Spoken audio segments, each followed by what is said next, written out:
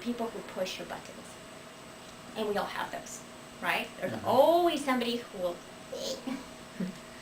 and they might know it, and they might do it purposefully, or they might not, or they just, or somebody who just annoys you a little bit and you can't stand it, but the difference is, after we do the process, the difference is not the person who's doing the pushing. The difference is within the person whose button is being pushed. Because then the response is different. And the responsibility comes from the person giving the response.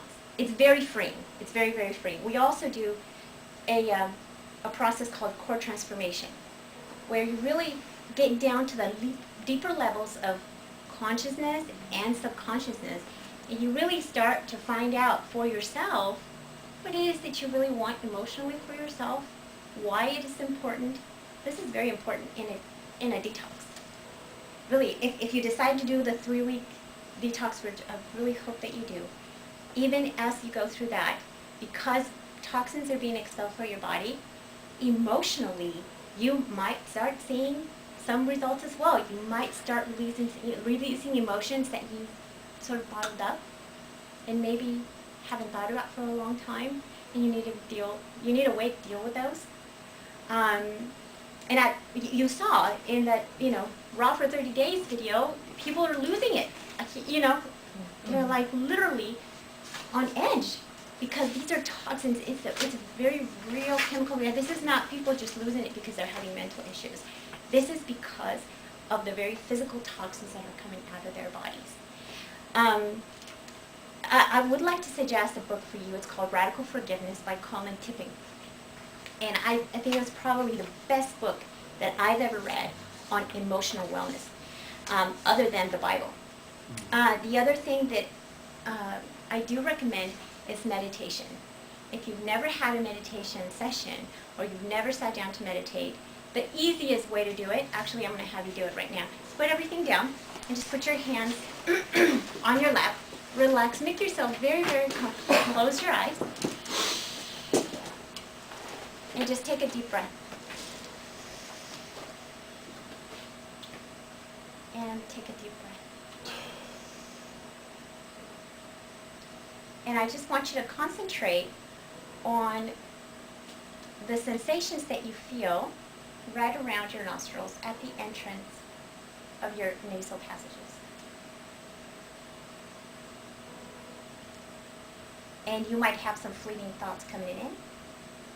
And you might be tempted to think about whatever it is that's going to go on after this, or whatever happened to you this morning, or what your plans are for the rest of the weekend. But I want you to just go back and concentrate on the sensations that you feel at the entrance of your nasal passages. And breathe. And when thoughts come in, just let them go right out. And then bring your attention right back to your breathing.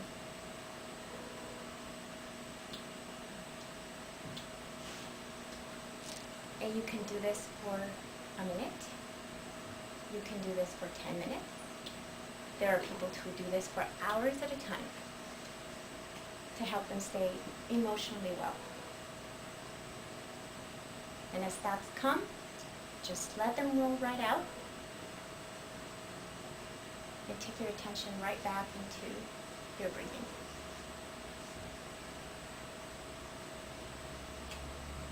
Okay.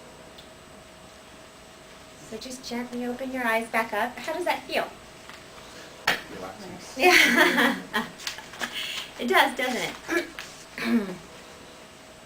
It really gives you a sense of calmness. So I'd like to wonder if you can pass these out on your side. You might have some extras.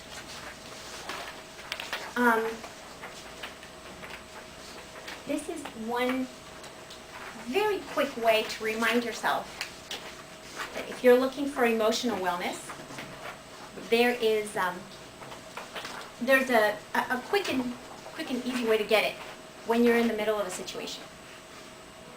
This is an iceberg. It's a picture of an iceberg, right? And I know you know the saying, well, this is just the tip of the iceberg. Well, what they mean is that you have no idea that there's this huge boulder made out of ice right underneath the surface of the water. So in NLP, we like to use this example for really what happens in communication, or what happens between people when they interact. And what you see is the tip of the iceberg. It's just the event, right? You hear, or you see, or you experience something. But what's really underneath all of that, what you get, or what might be given to you, is perceptions, assumptions, attitudes, values, issues, interests, communication style, intentions, expectations, needs, feelings, and suspicions. And these might be yours or the person you're interacting with, by the way. So when you take all of this into consideration, sometimes, we're quick to jump to conclusions. Oh, the reason why she didn't want to come was because she really is not my friend.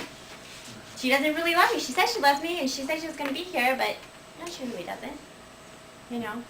So as you enter a journey into wellness, and you start interacting with people, and you start to share what it is you're trying to do for yourself, you might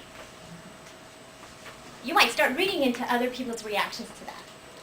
And I want you to understand that they've not been exposed to the information that you have. Maybe they have, and maybe they haven't. And they might be supportive, and they might not. But I want you to be aware that all of these things lie beneath the words of the person who's doing the communicating. They come from a different culture, or a different background, or a different upbringing. They have different assumptions, presuppositions. They have different attitudes. They've had different experiences than you. And this is part of when my mother said to me, just accept people as they are. I said, well, of course I accept people as they are. People are just who they are, aren't they?